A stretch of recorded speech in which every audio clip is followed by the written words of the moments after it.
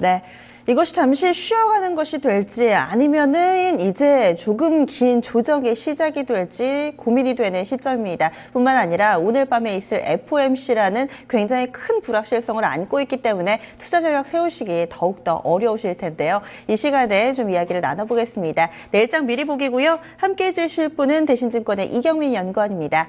연구원님 안녕하세요. 네, 안녕하십니까. 아무래도 해외 변수는 좀 너무나도 확실한 것 같아요. FOMC. 하지만 국내에서는 좀 이렇다 할 이벤트 쪽보다는 기술적 분석이라든지 수급 쪽에 포커스가 맞춰지지 않을까 싶은데요. 내부 변수로는 어떤 부분 짚어볼 수 있을까요? 네, 어제에 이어서 오늘도 외국인은 2,600억 이상 순매수를 하고 있습니다. 일단 이틀 연속 대량 매수가 유입되고 있다는 점에 있어서는 코스피의 유동성 장세 시작 가능성이 높다고 보고 있습니다.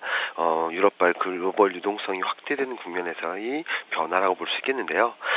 이를 바탕으로 외국인 순매수가 모멘텀이 되고 있다는 점에 있어서 대형 수출주들이 강세를 이어갈지, 특히 그동안 상승세 2,000선 돌파, 2,030선 돌파 시도의 주역이었던 IT, 자동차 업종들이 얼마만큼 시장의 버팀목 역할을 해줄지를 보실 필요가 있겠습니다.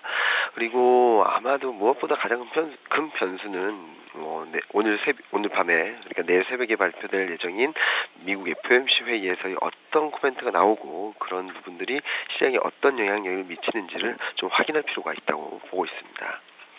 그럼 이어서 해외 변수를 좀 더 자세하게 들어볼까요? 네, 해외 변수는 무엇보다도 뭐니 해도 FOMC 회의가 가장 중요한 포인트라고 볼 수 있겠습니다. 인내심이라는 문구를 삭제할지 유지할지 그 여부가 중요하다고 볼 수 있겠는데요. 삭제한다면은 시장 자체의 흐름이 단기적으로 강세를 볼 수 있습니다. 달러 강세가 나타날 수 있습니다. 하지만 이런 흐름이 추세적으로 더 강화되는 것은 아니라고 전망을 하고 있기 때문에 아마도 옐런 연준 의장의 비둘기파적 코멘트가 나온다면은 달러 강세가 좀 주춤해지는 전환점이 되지 않을까라는 생각을 하고 있습니다. 결론적으로 말씀드리면은 오늘 밤 내일 새벽에 발표될 예정인 FOMC 회의에서 문구 삭제 여부, 그리고 옐런의 코멘트, 그리고 이후 달러의 강세 흐름이 어떻게 전개되는지를 좀 체크하실 필요가 있겠습니다. 네. 그러면은 전반적으로 봤을 때 내일장은 우리 증시 좀 반등을 해줄까요? 물론 이 FOMC 뚜껑을 열어봐야지 그 방향성이 결정될 것 같기는 한데요. 변동성에 좀 확대가 되겠죠. 전반적인 시장 전망하고요. 이에 따른 전략 제시해 주시죠. 단기적인 변동성 확대 가능성은 열어놓으실 필요가 있겠습니다. 하지만 코스피가 2,000선을 넘어서 2,030선까지 장중에 회복 시도하는 모습을 보이고 있다는 점에 있어서는 시장 자체의 흐름 이 꺾일 가능성이 높지 않다고 보고 있습니다. 따라서 내일 만약에 FOMC 회의 충격에 시장이 출렁인다면은 저점 매수의 기회로 삼으실 필요가 있겠고요. 주목할 부분은 내일 달러 강세가 완화되는지, 그리고 외국인 순매수가 유입되는지, 그러니까 달러 강세가 전개되더라도 외국인 순매수가 유입되는지 여부, 만약에 달러 강세가 약해질 경우 외국인 순매수가 얼만큼 강하게 유입되는지 여부를 좀 지켜보실 필요가 있겠습니다. 따라서 외국인 매매 패턴에 따른 대형주, 그리고 대형주 중에서도 조선, 화학, 건설, 증권 업종에 좀 보실 필요가 있겠고요. 아마 내일 단기 충격이 있다 하더라도 코스피 레벨업 가능성은 점차 높아질 것으로 전망을 하고 있습니다. 일단 2,000선 지지력 테스트만 무너지지 않는다면은 2,050선 돌파 시도도 가능하다고 보고 있고요. 한편 오늘 코스닥 시장은 지금 1% 이상 하락을 하고 있습니다. 630포인트까지 깨버렸는데요. 중소형주, 그동안 강하고 홀로 강세를 이어갔던 코스닥과 중소형주의 상대적 약세 가능성에 대비해서 좀 슬림화하실 필요가 있다고 보고 있습니다. 네. 코스닥 추가 하락 가능성에 대해서도 좀 어느 정도 열어두고 대응 전략 세워야 된다라고 보시는 거죠? 네, 그렇습니다. 지금 코스닥과 코스피 간의 가격 갭을 보면 굉장히 많이 벌어져 있는 상황이고요. 따라서 코스피가 강세를 보인다 하더라도 코스닥이 어느 정도 보조는 맞춰줄 수 있겠지만 이전과 같은 급등세라든지 강한 상승 흐름을 기대하기는 좀 어렵지 않나 생각을 하고 있습니다. 업종과 수급 관련해서 각각 한 가지씩만 질문 추가로 드릴게요. 지금 관심 업종 중에서 조선화학, 건설증권 이쪽을 좀 제시를 해주셨는데 IT 자동차가 아니라 이 납품과대 쪽이나 혹은 유동성 트로이카 쪽으로 포커스 맞춰주신 것 같거든요. 이 종목 업종을 선별하는 기준점은 어디에 두고 계신가요? 일단 IT 자동차는 분명히 잘 갈 것입니다. 그렇지만 시장의 중심을 잡아주는, 그러니까 코스피를 아웃퍼폼하면서 급등을 하기는 좀 어렵다는 생각을 하고 있고요.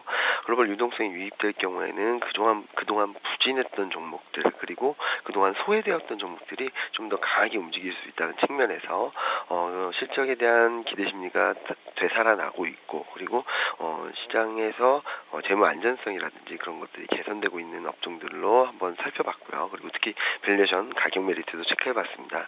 따라서 조선, 화학, 건설, 증권 업종을 선별 드리는 것으로 생각하시면 될 것 같습니다. 네, 그리고 마지막으로 수급 질문 한 가지 좀 더 드릴게요. 앞서서도 이 외국인 수급에 상당히 좀 포커스를 맞춰주셨는데 오늘도 유가증권 시장 외국인이 사는데도 불구하고 이 투신권의 매도가 만만치가 않습니다.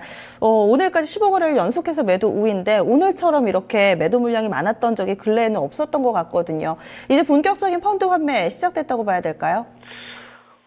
지금 현재로서는 펀드 환매, 추가적으로 상승을 하면은 상승할수록 나올 수 있습니다. 하지만 오늘 보시면은 외국인의 순매수가 얼마든지 극복을 하고 있는 상황입니다.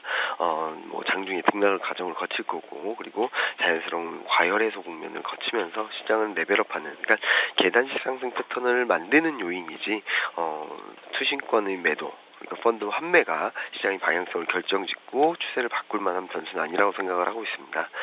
결론적으로 시장의 중심에는 외국인 매수가 있고요. 그리고 그 안에서 주목해볼 부분은 외국인이 매도하고 있는 가운데서도 차별적으로 순매수하고 있는 업종들에 더 포인트를 맞추고 대응하실 필요가 있겠습니다. 네, 오늘 도움 말씀 고맙습니다. 예, 감사합니다. 네.